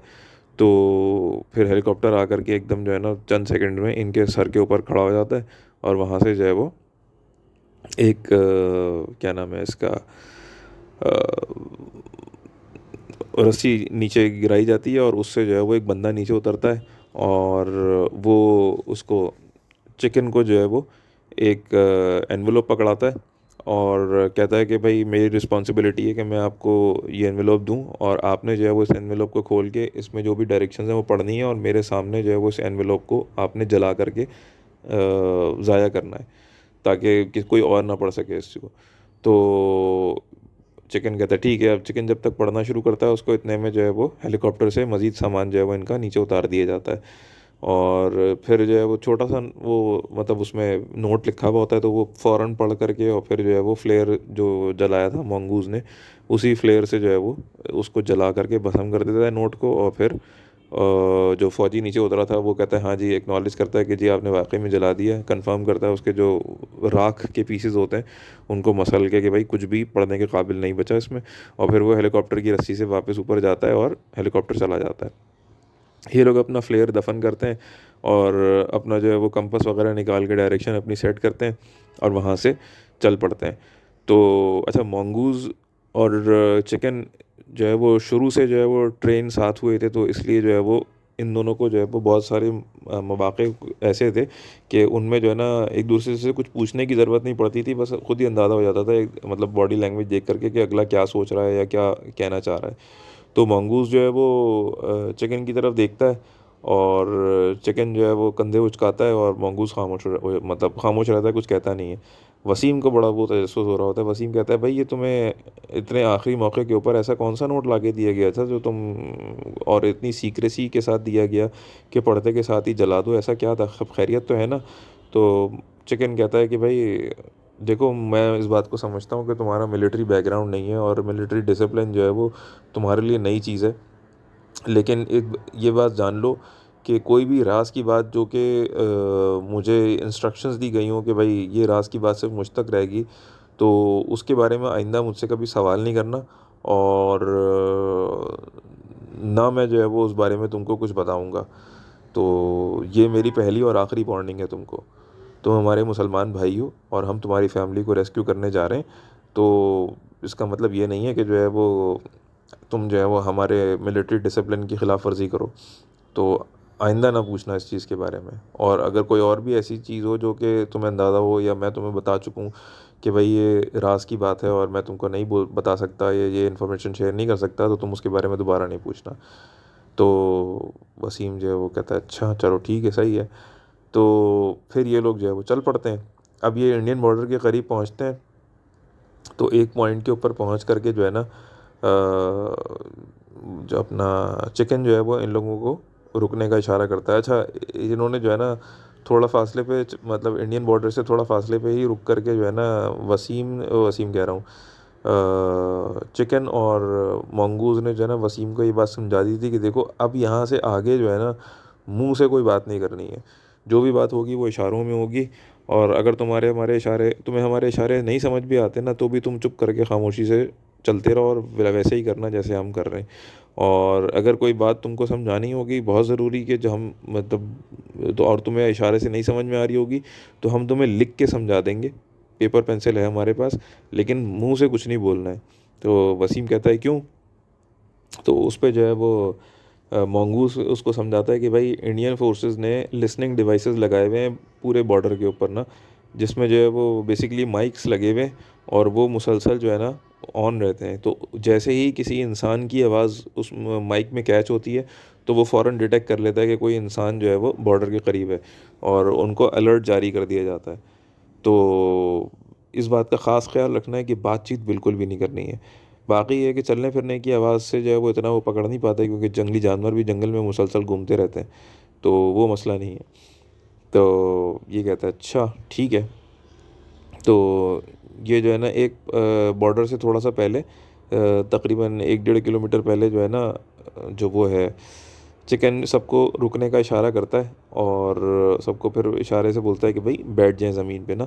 तो अच्छा, इन लोगों ने जो है वो अपने मुंह के ऊपर जो है वो कर पेंट किया हुआ होता है अपना ग्रीन और ब्लैक्स में। अच्छा, ये ख़ास कमांडोज़ का तरीका होता है कि अपने मुंह के ऊपर जो है वो कलर लगाते हैं ताकि जो है वो जब जंगल झाड़ी के अंदर छुपे हुए हों तो मतलब नज़र ना आए। तो उसका भी एक ख़ास इनका पैटर्न होता है कि जो चेहरे का जो है वो हिस्से कि जो उठे हुए होते हैं उनको डार्क कलर कर दिया जाता है और वो हिस्से जो धंसे हुए होते हैं उनको लाइट कलर कर दिया जाता है। मिसाल के तौर पे जैसे आँखों के नीचे हल्के जहाँ पे होते हैं, यहाँ पे जो है वो लाइट कलर किया जाता है। लाइट का मतलब वाइट भी हो सकता है, क्रीमिश भी हो सकता है, ठीक है, या लाइट ग्रीन भी हो सकता है। और जो उठे हुए एरियाज़ हैं, मिसाल के तौर पे नाक हो गई, चीक बोन्स हो गई, यहाँ पे जो है वो डार्क कलर किया जाता है। डार्क से मुराद ये है कि एकदम डार्क ग्रीन या फिर जो है वो एकदम जेट ब्लैक। और माथा हो गया, इसको भी जेट ब्लैक किया जाता है। तो इससे फ़ायदा ये होता है कि अगर आदमी झाड़ियों के अंदर छुपा हुआ है और कोई डायरेक्टली उस आदमी की तरफ देख भी रहा है तो पहली नज़र में जो है वो चेहरा जो है वो शनाख्त में नहीं आता, क्योंकि जो है वो नाक आदमी मतलब चूँकि उठी भी होती है तो हमेशा उसके ऊपर सबसे ज़्यादा रोशनी पड़ती है और उसका कलर बाकी चेहरे के मुकाबले में निस्बतन लाइट होता है। लेकिन जब आप नाक को ही डार्क कलर कर देंगे तो दिमाग जो है वो पहली नज़र में जो है वो जज नहीं कर पाएगा कि वो चेहरे की तरफ दे मतलब इंसानी चेहरा उसको नज़र आ रहा है। तो ये ट्रिक होती है। तो ये जो है ना कैमोफ्लाज बेसिकली कहते हैं इसको। तो कैमोफ्लाज पेंट इन्होंने लगाए हुए थे अपने मुंह के ऊपर, गर्दन के ऊपर और हाथों के ऊपर। और जो है ना क्या नाम है इसका, इन्होंने जो है ना टोपियाँ इस तरह की पहनी हुई थी कि उनके ऊपर जो है वो इन्होंने दरख्तों के जो है वो टहनियाँ और जो ज़मीन के ऊपर उगने वाली झाड़ियाँ होती हैं वो इन्होंने छोटे छोटे बंचेस बना करके बांधे हुए थे कि कहीं अगर ये लोग ज़मीन पे इनको लेटना पड़े तो दूर से देखने पे ऐसा लगे कि जो है वो घास फूस ही है। तो ये जो है वो बैठ जाते हैं इस तरीके से ना झाड़ियों के अंदर घुस करके। मंगूस झाड़ियों में घुस के बैठ जाता है। चिकन जो है वो अपना एक दरख्त से जो है वो टेक लगा के बैठ जाता है और वसीम को ये इशारा करता है कि ये ऊपर दरख्त के ऊपर चढ़ के बैठ जाए। तो इस तरह ये लोग छुप के बैठ जाते हैं। तो थोड़ी देर गुजरती है कि जो है ना एक कोयल की आवाज़ आती है। तो वसीम बड़ा हैरान होता है कि रात के इस टाइम पे कौन से कोयल की आवाज़ आ रही है। तो फिर जो है वो ये नीचे देखता है कि चिकन जो है ना वो भी कोयल की आवाज़ बना करके जवाब दे रहा है। तो फिर ये समझ जाता है कि जो है वो इनका कोई कांटेक्ट मिलने के लिए आया है। तो वो मतलब इशारा कर रहा है, तो ये जवाबी इशारा कर रहा है। तो थोड़ी देर में देखता है कि ना एक बहुत छोटा सा बच्चा जो है वो झाड़ियों से बाहर निकलता है और सीधा जो है वो चिकन की तरफ जाता है और चिकन से जो है वो कान में जो है वो कुछ बातचीत करता है। और चिकन जो है वो मतलब हाँ में सर हिलाता है और ऊपर इसकी तरफ इशारा करता है। तो वो बच्चा इसकी तरफ मुंह उठा के देखता है तो उसका जो है ना मतलब डर के मारे अजीब सा दिल हो जाता है। हालांकि वो देखने में इंसानी बच्चा लग रहा होता है, लेकिन उसको जो है वो बड़ा अजीब सा एक खौफ आता है, क्योंकि उसके जो ना आँखें बहुत बड़ी बड़ी थी, यानी कि चेहरे के एतबार से जो आँखों का साइज़ होना चाहिए था उससे दुगना साइज़ था उस बच्चे की आँखों का। तो ये समझ जाता है कि ये इंसान का बच्चा तो नहीं हो सकता। तो वरना इसके अलावा वो हर एतबार से नॉर्मल इंसान का बच्चा लग रहा था, लेकिन आँखों के साइज़ से जो है ना इसको अंदाज़ा हो जाता है कि ये इंसान का बच्चा नहीं है। तो उसके पसीने छूट जाते हैं डर के मारे ना। तो वो बच्चा इसकी तरफ देखता है, मुस्कुराता है। अच्छा, और हैरत की बात ये होती है कि अंधेरे में जो है वो मतलब उसकी शक्ल इसको क्लियर नज़र आ रही होती है। तो वो बच्चा इसकी तरफ देख के मुस्कुराता है और फिर वापस उसको ना चिकन के कान में कुछ कहता है और वापस झाड़ियों में घुस के गायब हो जाता है। तो ये जो है ना फ़ौरन नीचे उतरता है और चिकन के पास जाकर के कुछ बोलने के लिए ये मुंह खोलता ही है कि चिकन जो है ना झपट करके इसका जो है ना एक हाथ इसकी गुद्दी पे रखता है, दूसरे हाथ से जो है वो इसका मुंह कवर करके और उसको नीचे गिरा करके एकदम मजबूती से इसका मुंह बंद कर देता है। तो और जो है ना गुस्से से इसकी तरफ देखता है, तो इसको ख्याल आता है कि भाई इन लोगों ने सख्ती से मना किया था कि कोई भी बातचीत नहीं करनी है मुंह से ना। तो ये फिर इशारा करता है उसको कि हाँ मुझे समझ में आ गया, और ये जो है ना उसको राइट हाथ से इस तरह इशारा करता है जैसे मैं कुछ लिखना चाह रहा हूँ। तो चिकन जो है वो फिर इसका मुंह से हाथ हटाता है और अपनी जो है ना होंठ पे उंगली रखता है जैसे तो को चुप रहने का इशारा कर रहा हो। और फिर अपने जो है ना जेब से पेपर का पैड छोटा सा और पेंसिल निकालता है और उस पर लिखता है कि क्या बात है, मतलब क्वेश्चन मार्क बनाता है कि मतलब क्या मसला है। तो ये उस पर जो है वो लिखता है, मतलब इसका जो है ना डर के मारे इसको ऐसी कपकपी तारी हुई होती है कि सही से उससे लिखा भी नहीं जा रहा होता, बस ये इतना लिख पाता है कि बच्चा। तो उस पर जो है ना चिकन जो है ना वो मुस्कुराता है। तो उस पर मुस्कुरा के वो लिखता है उसी पेपर के ऊपर कि इग्नोर, और फिर वो पेपर फाड़ता है उस पैड में से और उसको जो है वो चबा करके निकल जाता है और वापस वो पैड और वो पेंसिल जो है वो अपनी जेब में डाल लेता है। तो ये जो है ना बड़ा वो मतलब अजीब सा वो परेशान होता है कि ये क्या चक्कर है, ये इग्नोर करने क्यों बोल रहा है। तो ये फिर इधर उधर देखता है कि मंगूज़ इसको नज़र आए, तो ये मंगूज़ से पूछने की कोशिश करे, तो मंगूज़ इसको नज़र ही नहीं आता क्योंकि मंगूज़ झाड़ियों में घुसा हुआ होता है और इतना ज़बरदस्त कैमोफ्लेज किया हुआ होता है उसने कि वो नज़र नहीं आ रहा होता। तो थोड़ी देर में जो है ना इसको चारों तरफ से जो है वो ड्रम्स की आवाज़ें आने लगती हैं ना। तो ये चौंक जाता है कि ये ड्रम्स की आवाज़ें कहाँ से आ रही हैं। तो ये जो है ना देखता है, मतलब ये चारों तरफ ना मुंह घुमाने लगता है, इसको नज़र कुछ नहीं आता, रात का अंधेरा होता है, जंगल में क्या नज़र आएगा। तो ड्रम्स की आवाज़ें आहिस्ता आहिस्ता आहिस्ता आहिस्ता आहिस्ता फैलना शुरू होती हैं कि जैसे पूरे पहाड़ के ऊपर जो है वो बहुत सारे लोग छोटे छोटे ड्रम लेकर के ड्रम बजा रहे हैं। तो ये चिकन की तरफ देखता है और मतलब इशारे से पूछता है कि ये क्या हो रहा है। तो चिकन जो है ना बस उसको मुंह पे उंगली रख करके खामोशी का इशारा करता है। उसके बाद जो है ना थोड़ी देर में एक जब बहुत बड़े एरिया से जब ड्रम्स की हल्की हल्की मतलब बहुत दूर दूर से ड्रम्स की आवाज़ें आना शुरू होती हैं, तो चिकन जो है ना फिर छोटी सी सीटी बजाता है। तो मंगूज़ फिर जो है वो झाड़ी से बाहर निकल आता है। तो चिकन जो है उसको कुछ इशारा करता है और मंगूज़ जो है वो फिर हाँ का इशारा करता है और ये अपना सामान वापस उठाते हैं और फिर चल पड़ते हैं। तो ये भी उनके पीछे पीछे चल पड़ता है। तो ये जो है ना सबसे आगे चिकन चल रहा था, बीच में वसीम चल रहा था और फिर वसीम से पीछे मंगूज़ चल रहा था। तो चलते चलते ये वसीम जो है ना मुड़ के मंगूज़ की तरफ देख करके अपने कान पे उंगली टैप करता है और फिर पूछता है इशारे से कि ये किस चीज़ की आवाज़ आ रही है ना। तो मंगूज़ जो है वो मुस्कुरा करके बस उसको जो है वो ना में सर हिला करके उसको इशारा करता है चलते रहो अभी। तो खैर ये लोग इसी तरह चलते रहते हैं, 2 ढाई घंटे गुजर जाते हैं। इसको मतलब समझ में नहीं आता किधर जा रहे हैं किधर नहीं जा रहे हैं। तो थक भी चुका होता है बहुत ज़्यादा क्योंकि सामान अच्छा खासा कैरी कर रहा होता है ये। तो फिर जो है वो एक पॉइंट ऐसा आता है कि जहाँ पे जो है ना एक पहाड़ी चश्मा जो है वो आबशार की सूरत में नीचे गिर रहा होता है और उसमें जो है वो थोड़ा सा एक छोटा सा पुल बन रहा होता है और फिर वहाँ से उस पुल से पानी मज़ीद जो है वो एक छोटी सी आबशार बन के आगे जा रहा होता है और चारों तरफ जो है वो शदीद घना जंगल होता है। तो ये जो है ना चिकन जो है वो इन लोगों को उस छोटे से पुल के किनारे ले जा कर के बिठाता है और रुकने का इशारा करता है। और फिर जो है ना अच्छा इस दौरान में जो है वो ये जो बैठते हैं ना वहाँ पे, तो वसीम नोट करता है कि पहले जो थी वो ड्रम की आवाज़ें इसको अपने सामने से आ रही थी, कि जैसे जिस डायरेक्शन में ये लोग जा रहे हैं उस डायरेक्शन के अंदर इनके आगे ड्रम बज रहे हैं। अब ये नोट करता है कि ड्रम की आवाज़ें इनके पीछे रह गई थी, यानी कि जहाँ पे ड्रम बज रहे हैं ये जगह इन्होंने पीछे छोड़ दी। तो बहरहाल ये खामोश रहता है। तो चिकन जो है ना इन लोगों को चुप रहने का इशारा करके और सामान वगैरह वहाँ रख करके झाड़ी के अंदर घुसता है और फिर जो है वो कहीं निकल जाता है। और मंगूस जो है वो इसको इशारा करता है कि भाई तुम वापस दरख्त पे चढ़ जाओ, और मंगूस भी जो है वो झाड़ियों में घुस करके बैठ जाता है। तो ये जो है वो बैठा हुआ होता है और सोच रहा होता है कि ये मैं कहाँ फंस गया, किन लोगों के चक्कर में ये लोग पता नहीं क्या क्या कर रहे हैं और किधर लेके जा रहे हैं मुझे। अल्लाह करे मैं फैमिली को जो है वो आसानी से रेस्क्यू करके लेके आ जाऊँ। तो ये जो है ना 10-15 मिनट के बाद जो है वो ये नोट करता है कि ड्रम्स की आवाज़ें आहिस्ता आहिस्ता कम होना शुरू हो गई हैं, और फिर मज़ीद जो है वो आधे घंटे बाद ड्रम्स की आवाज़ें ख़त्म हो जाती हैं। तो फिर वो आता है, इतने में जो है ना झाड़ियों में से वो बरामद होता है चिकन, और फिर वो इशारा करता है इसको नीचे आने का, और फिर मंगूस को सीटी मारता है, मंगूस भी बाहर आ जाता है झाड़ियों से, और फिर ये तीनों दोबारा से चल पड़ते हैं।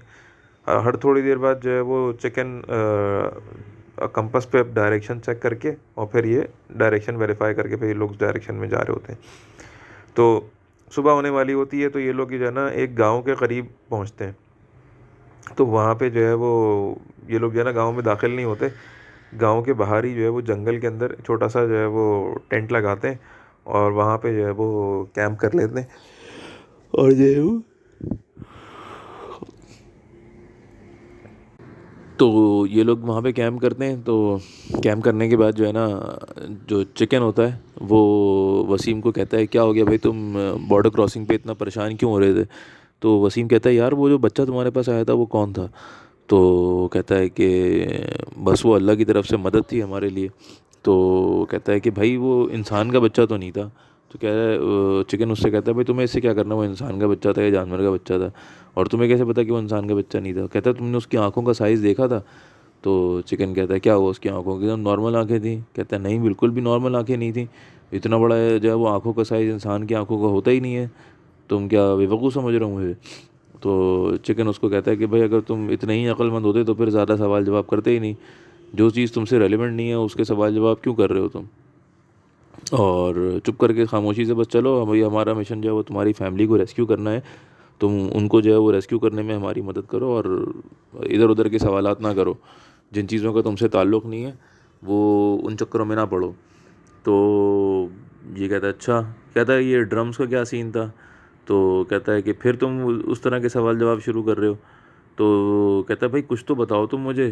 तो उस पे वो चिकन कहता है कि भाई ये ड्रम्स जो थे ना वो हमारे जो साथी हैं यहाँ पे वादी में, यानी कि कश्मीर के अंदर जो हमारे साथी लोग हैं, उन्होंने जो है वो ये ड्रम्स बजाने शुरू किए थे ताकि इंडियन फोर्सेस जो है वो उसकी वजह से डिस्ट्रैक्ट हों, और उन ड्रम्स की आवाज़ की वजह से हमारे कदमों की आवाज़ जो है वो भी दब जाए, और अगर किसी वजह से जो है वो हमें अगर कुछ बोलना पड़ जाता तो वो ड्रम्स की आवाज़ की वजह से वो आवाज़ इनके जो है वो लिसनिंग डिवाइसेस के अंदर रिकॉर्ड नहीं होती।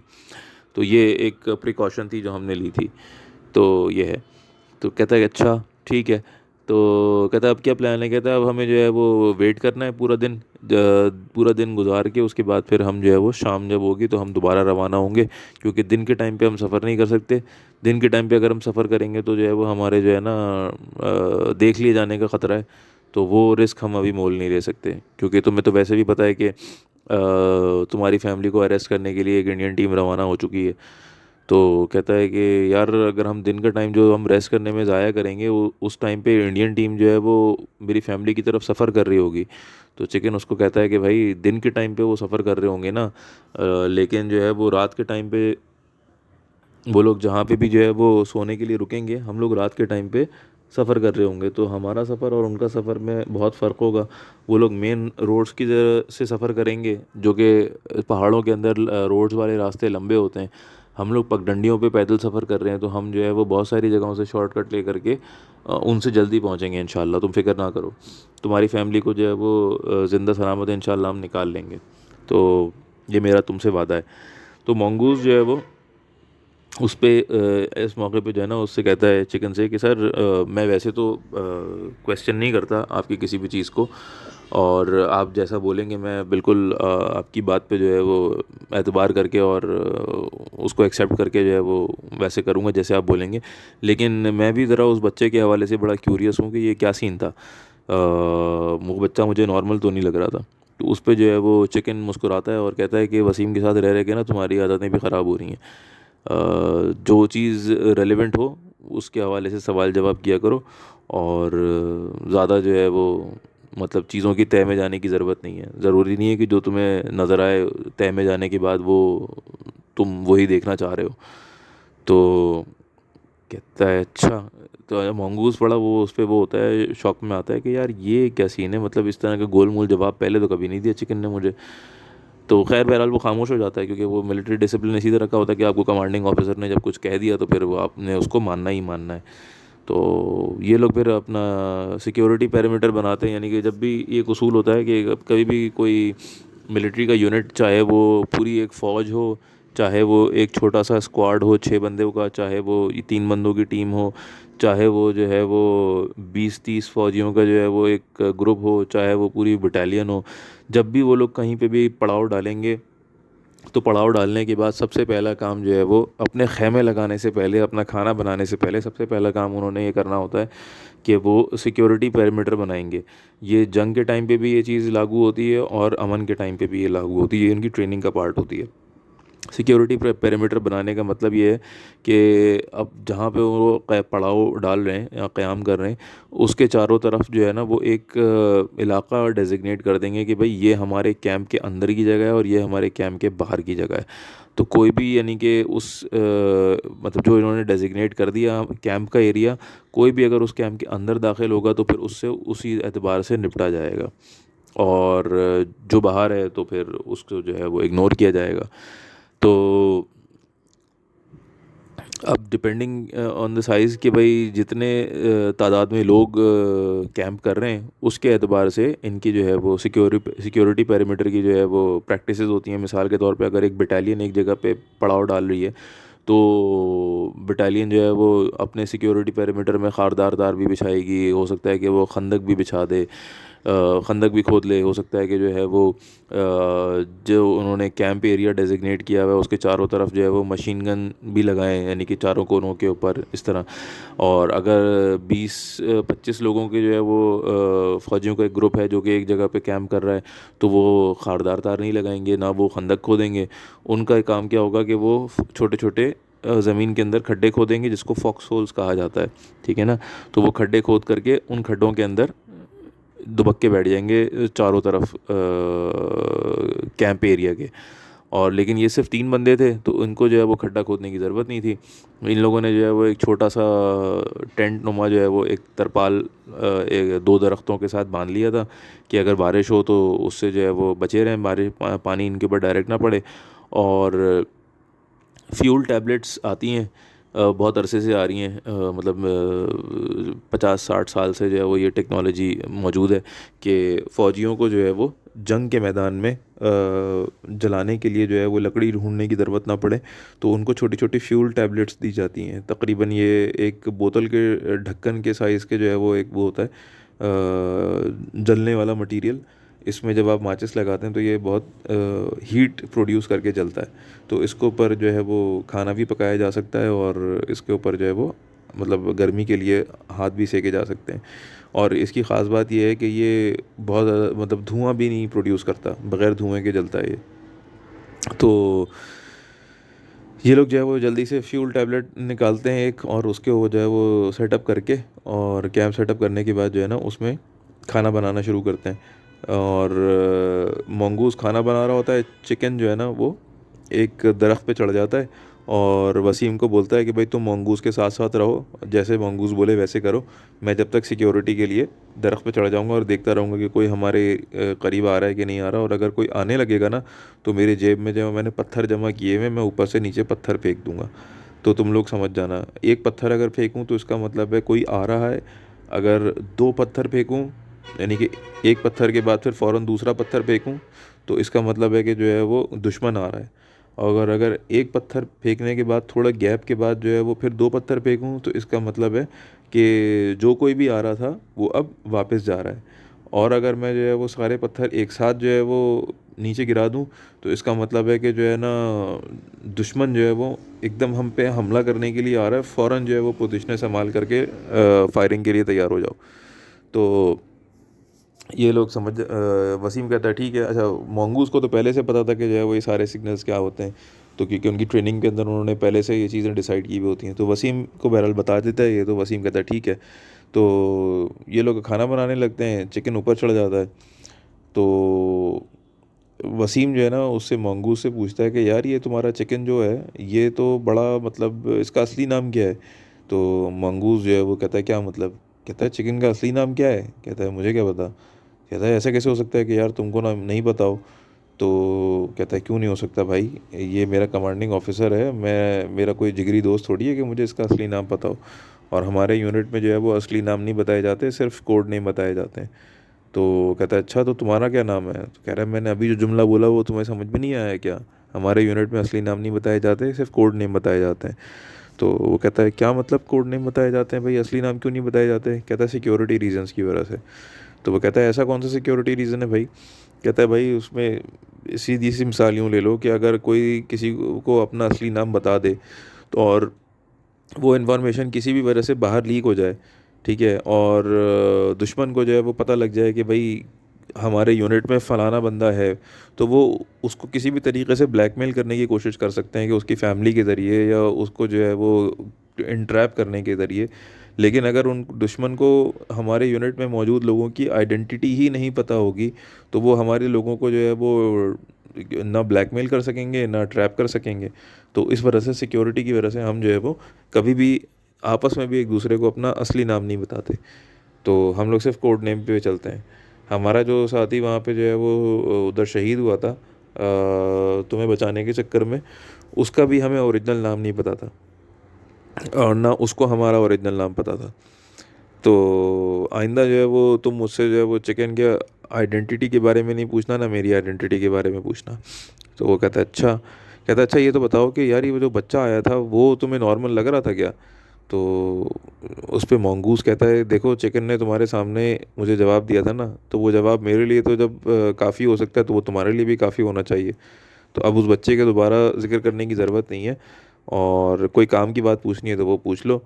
तो उस पे जो है वो वसीम कहता है अच्छा काम की बात तो सबसे पहले, सबसे काम की बात तो ये है कि मुझे ये बताओ खाने में क्या बना रहे हो? तो उस पे जो है वो मंगूस कहता है मैं जो है वो बना रहा हूँ, कनौर नूडल्स बना रहा हूँ मैं। तो वो कहता है यार नूडल्स मुझे बहुत बुरे लगते हैं, मैं जो है वो इंडिया में भी जो है ना वो मैगी नूडल्स जो है ना बहुत खाए थे मैंने, और खा खा के मेरा दिल उकता गया था, तो ये नूडल्स मुझे सख्त चिढ़ है। तो उस पे मंगूस कहता है कि कोई बात नहीं, अगर तुमको नूडल्स नहीं पसंद तो ना खाना, तुम्हारे हिस्से के भी मैं खा लूँगा, तो मेरा क्या है। लेकिन ये ध्यान में रखना कि अगर तुमको जो है वो खाना वाना तुमने नहीं खाया और उसकी वजह से तुमको बाद में वीकनेस हुई, तो तुम्हारी वजह से हम अपनी चलने की स्पीड स्लो नहीं करेंगे, तो बेहतर है कि तुम दवा समझ के खा लो। तो कहता है अच्छा। खैर बहरहाल अभी ये बातचीत कर ही रहे होते हैं कि ना ऊपर से एक पत्थर आके गिरता है। अच्छा जब पत्थर आके गिरता है ये दोनों चुप हो जाते हैं। तो अच्छा ये भूल चुका होता है कि जो है वो एक पत्थर का क्या मतलब है, तो ये उसकी तरफ देख करके मतलब इशारे से पूछता है कि भाई ये क्या सीन है।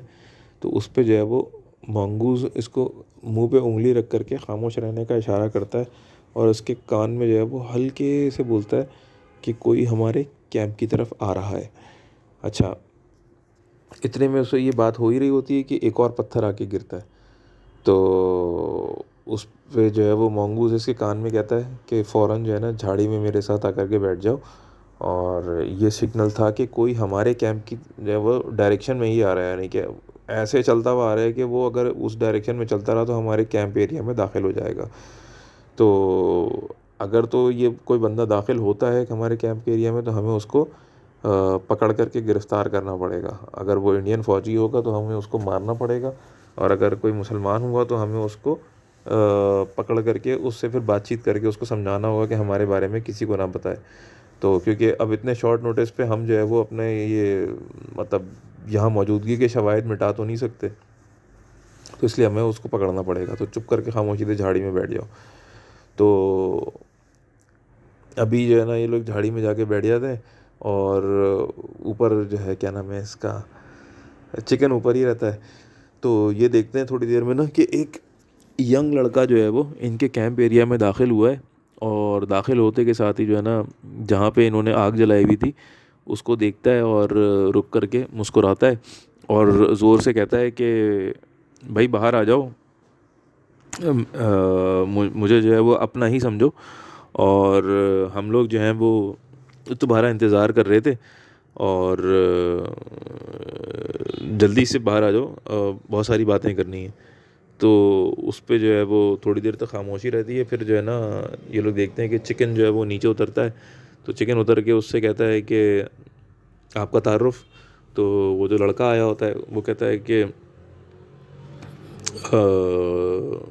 मुझे जो है वो बादाम कहते हैं, तो लेकिन जो है वो मज़ा जो है वो मेरा इमली वाला है। तो उस पे जो है वो क्या नाम है इसका, चिकन जो है ना वो मुस्कुरा के कहता है कि मज़ा तो मेरा मूंगफली वाला है लेकिन मुझे मिर्ची कहा जाता है। तो उस पे जो है वो ये दोनों हाथ मिलाते हैं, और यानी कि ये कोड वर्ड थे इनके जो वो एक्सचेंज करते हैं कि भाई ये, ताकि ये कंफर्म हो जाए कि मतलब जिस बंदे से मुलाकात होनी है वही बंदा है सामने। तो दोनों हाथ वाथ मिलाते हैं, फिर वो लड़का बैठ जाता है और फिर ना चिकन जो है वो सीटी बजाता है, तो ये मंगूज़ जो है वो बाहर आ जाता है। इन लोगों ने जो है ना वसीम को सख्त इंस्ट्रक्शंस दी हुई थी कि भाई किसी भी मकामी के सामने तुम नहीं आओगे, है ये, अगर हमें मुलाकात करनी भी होगी मकामियों से तो फिर हम मुलाकात करेंगे, तुम छुप के रहोगे, और अगर कभी आना भी होगा तो उनके सामने तो तुम जो है वो अपना चेहरा ढक के आओगे, तुम्हारी आइडेंटिटी किसी से भी शेयर नहीं होगी मकामी से। तो ना हम अपने मिशन के बारे में कोई बात करेंगे। तो वो लड़का जो आया था, तो मंगूस भी बाहर निकल आता है, वो भी सलाम दुआ करता है उससे, फिर पूछता है हाँ भाई क्या सीन है। तो वो लड़का बताता है कि जी हमें ख़बर मिल गई थी, वो अपने बारे में बताता है कि मैं जो हूँ वो कश्मीरी मुजाहिदीन में से हूँ, और हमें ख़बर मिल गई थी कि दो ख़ास मेहमान जो है वो औक़ाफ़ से जो है वो हमारे देश में दाखिल हुए हैं, और उनको जो है वो कुछ ज़रूरी काम से आए हैं, और वो ज़रूरी काम करके वापस अपने देश औक़ाफ़ चले जाएंगे। तो हम इंतज़ार कर रहे हैं, आप कर रहे थे आपका। तो आज मुझे जो है वो हमारे गांव के जो चरवाहे थे उन्होंने ख़बर दी कि जंगल में जो है वो क्या नाम है इसका, जंगली जानवर जो है ना वो थोड़ा सा डिस्टर्ब है, अपनी जगहों से इधर से उधर हो रहे हैं। तो उससे हमें अंदाज़ा हुआ कि इस जंगल में जो है वो कुछ बाहर के और नए लोग आए, जिनकी इस खुशबू सूंघ करके जो है वो जानवर थोड़ा सा डिस्टर्ब हो रहे हैं। तो इसीलिए फिर मुझे भेजा गया कि मैं जा कर के देखूं कि भाई आप लोग पहुंच गए या नहीं पहुंचे। तो ये लोग कहते हैं ठीक है जी, हम तो हमारा इरादा यही है कि हम यहीं पे कैंप करेंगे। तो वो बड़ा इंसिस्ट करता है कि नहीं, आप हमारी वो बस्ती में आएँ और आकर के आप हमारे घर में ठहरें, आप हमारे मेहमान हैं, हम आपका इकराम वगैरह करेंगे। तो वो कहता है नहीं, हम अगर आपकी बस्ती में आते हैं और आपके पास ठहरते हैं तो ये आप लोगों के लिए बड़ा ख़तरनाक हो सकता है, क्योंकि जो है वो अगर मुखबरी हो गई इंडियन फ़ौज को कि जी आप लोगों ने हमें मेहमान के तौर पे रखा है, तो फिर इंडियन फ़ौजी जो है वो आपके पूरे गाँव पे बड़ा जुल्म करेंगे। तो वो कहता है कि नहीं, इंडियन फ़ौज से हम नहीं डरते, हम वो अगर जुल्म तो ज़ालिम तो वो हैं ही, उनको हम पे जुल्म करने के लिए कोई बहाने की ज़रूरत नहीं है, वो बग़ैर बहाने के भी जुल्म करते ही रहते हैं। लेकिन ये है कि हमें बड़ी तकलीफ़ होगी अगर आप इस तरह जो है वो हमारे गाँव करीब होने के बावजूद मतलब खुले जंगल के अंदर खुले आसमान के नीचे आप इस तरह बैठे हो।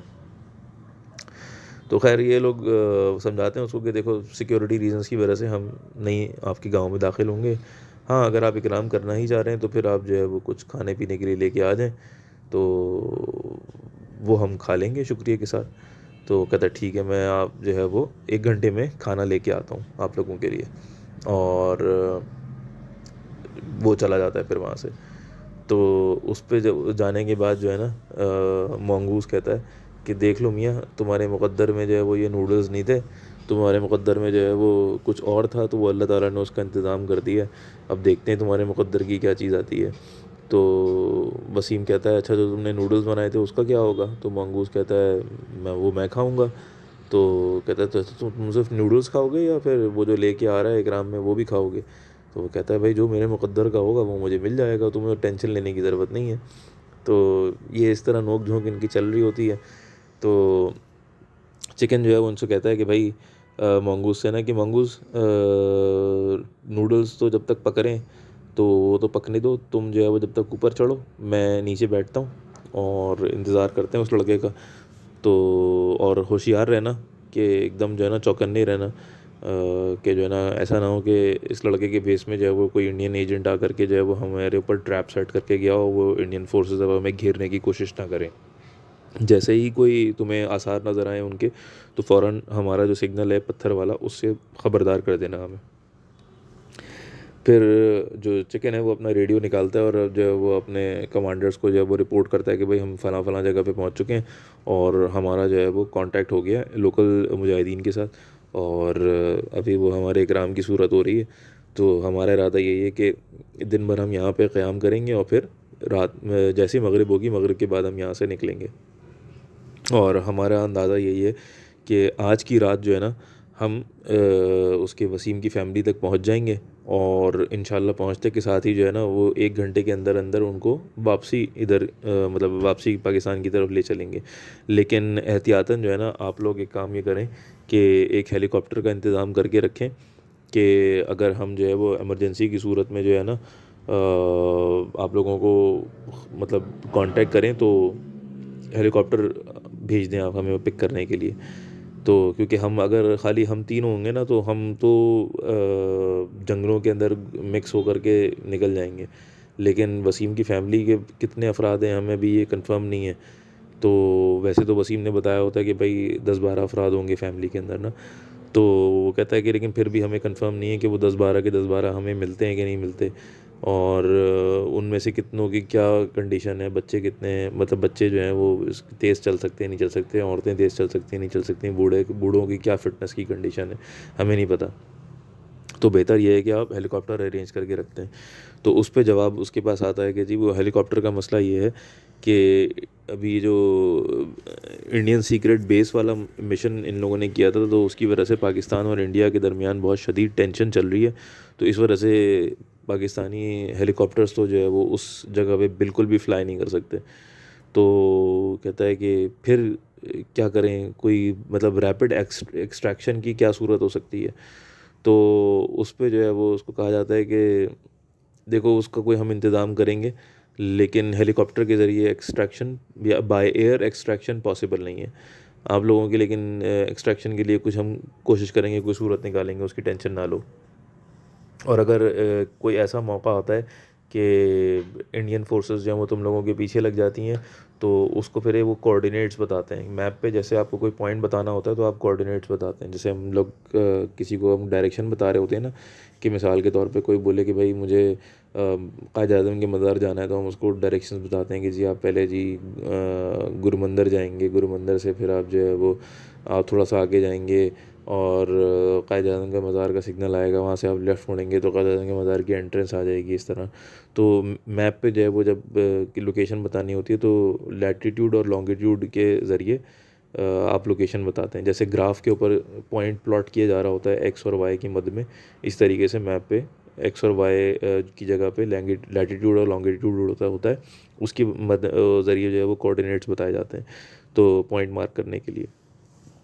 तो उनको कोऑर्डिनेट्स देते दिए जाते हैं और कहा जाता है कि भाई अगर इंडियन फोर्सेस आपके पीछे लग जाएं और आपको जो है वो इमरजेंसी में एक्सट्रैक्शन चाहिए हो, तो फिर आप जो है ना इन कोऑर्डिनेट्स पे पहुँचें और वहाँ पहुँच करके जो है ना, क्या नाम है इसका, आपको जो स्पेशल वाले फ्लेयर दिए गए ना, आप वो वाले फ्लेयर्स लॉन्च करेंगे। यानी कि लॉन्च करने से मुराद ये है कि उनकी डोरी खींच लेंगे, तो फिर इंशाल्लाह कुछ एक्सट्रैक्शन की सूरत हो जाएगी।